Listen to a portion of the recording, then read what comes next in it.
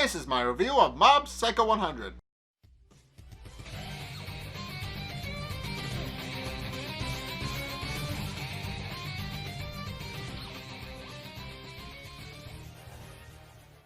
Okay, so this episode wound up being exactly what I told you guys it was. So Reigen actually showed up looking for Mob, but because of his confident persona and him playing the pronoun game, everybody that works at Claw initially believes that he's actually the boss, and is able to convince them to, for the most part, change their ways, while also releasing any other prisoners, at the same time going to find Mob and his friends.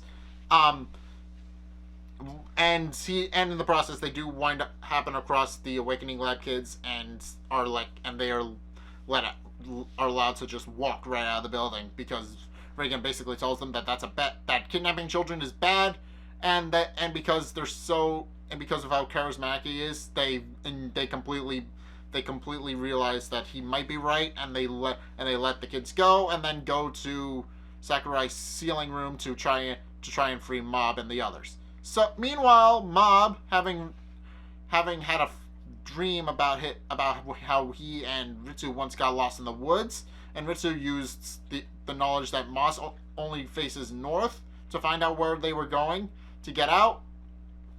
He immediately wakes up and is convinced that Ritsu is convinced that Mob is hurt and upset and is going to go off on a handle.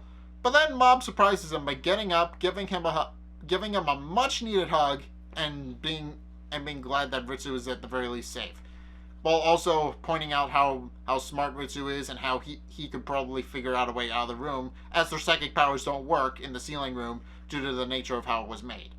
And Ritsu tears up because Mob didn't really give him an opportunity to apologize, and then immediately gets to work on figuring out how to get out of the room, and concludes that the best way to get out is to take the guards by surprise when they come in to check on them, which they eventually do with Reigen at the helm, and Reigen is able to very easily get them out of the room. Meanwhile, the remaining members of Claw are having a conversation with Go about how cheery it is over at the 7th Division, because he points out at the HQ, nobody really cares about one another, and points out that their camaraderie is something to be celebrated, which does wind up pissing off a couple of them until they realize the context. But eventually they do find out that Reigen is in the building parading around as the boss, although they believe he initially is the boss, and goes to check on him like everybody else, only to discover that Reigen isn't actually who he says he is, at which point Ishiguro reveals their psychic powers, which is the ability to manipulate gravity, and uses them on Mob, who tries to fight back, much to Reigen's dismay. And Reigen points out the one rule and why Mob shouldn't break it. But after realizing the situation and how desperate a situation Mob had been pushed into, decides to knock out 2 of the members of Claw, first by dropkicking Ishiguro, who was attacking Mob with their psychic powers, and the guy who does the astral projection thing by hypnotizing him with a coin before sucker punching him in the face. Then tries to reason with them while their 2 heavy hitters are down. And it doesn't work, because as he quickly realizes that they're kind of kids that never really grew up and kind of got warped into the people they are now, and quickly realizes that his plan has failed before Ishiguro gets back up and starts using their psychic powers to try and pull Reigen into a black hole, which causes the entire building to collapse, because an excess amount of matter causes the black hole to explode, because it's not a true black hole. It's a black hole made with psychic powers. So it does have a mass limit and a crushing limit, and could eventually implode in on itself, which it does. So, at which point, and this winds up destroying the entire building, at which point a fight breaks out between the remaining members of Claw and the 3 espers that are there. And despite Reigen wanting them all to run away and trying to convince Mob not to use his psychic powers, which he isn't having much headway with, everybody starts fighting with all of the different members of Claw, and also all the scars start showing off what they are. So apparently Sakurai's sword, which he's been carrying around since the beginning, apparently it's not a real sword. Apparently it's a toy that he's had with him since childhood, but his immense psychic powers and constantly cursing it over and over turned it into the equivalent of the real thing. Even though in actuality it's just this plastic sword, because of his influence on it, it eventually became just as sharp as the real thing. And meanwhile, Matsuo tries to fight back with all of his spirits, but they're almost all immediately exorcised by Mob except for one, and the rest of them. And also Sakurai begins fighting with Teru and actually gives him a much needed haircut in the process, because up to this point, Teru had been rocking this giant haystack style of a hairdo, and Sakurai cut it down to size, which makes him look a bit less comical. But at the same time, Reigen is trying to convince all of the kids to stop fighting, pointing out that he's an adult and he'll handle it.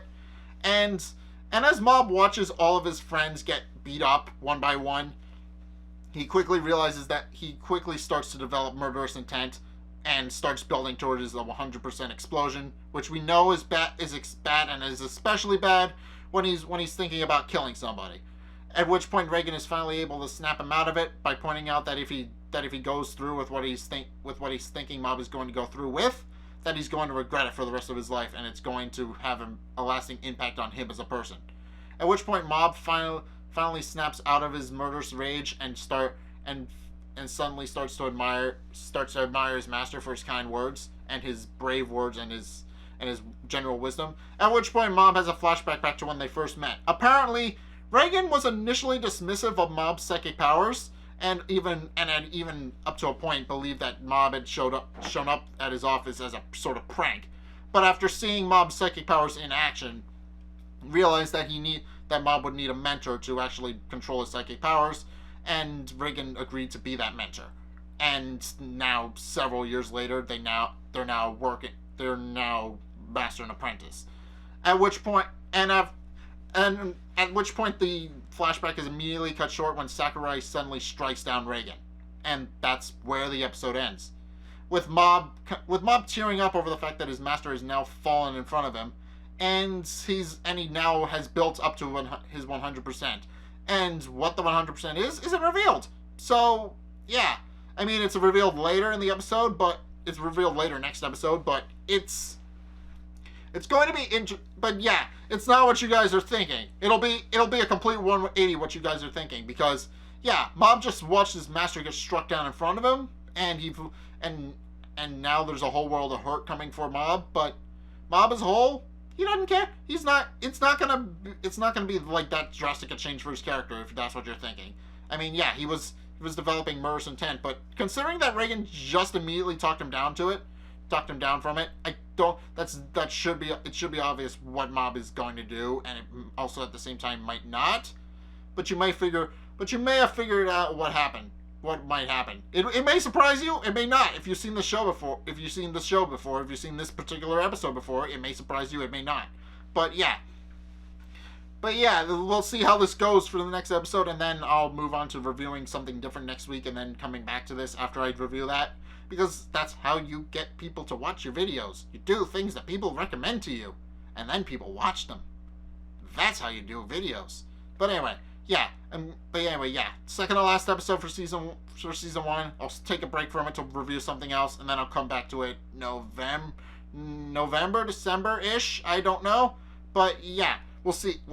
But anyway, yeah, that was my review of Mob Psycho 100. What did you guys think? Let's get a discussion going in the comment section down below, or over on my Discord server, link in the description. Anyway, thank you guys so much for watching. If you enjoyed, be sure to like, comment, and subscribe. Also, be sure to follow me on Facebook and on Twitter in the description below. And also, check out my Patreon description below as well. It's only a couple bucks a month, and it really helps me out, so I'd definitely appreciate it if you did that. But anyway, thank you guys so much for watching, and until next time, I will see you guys in the next video. Peace!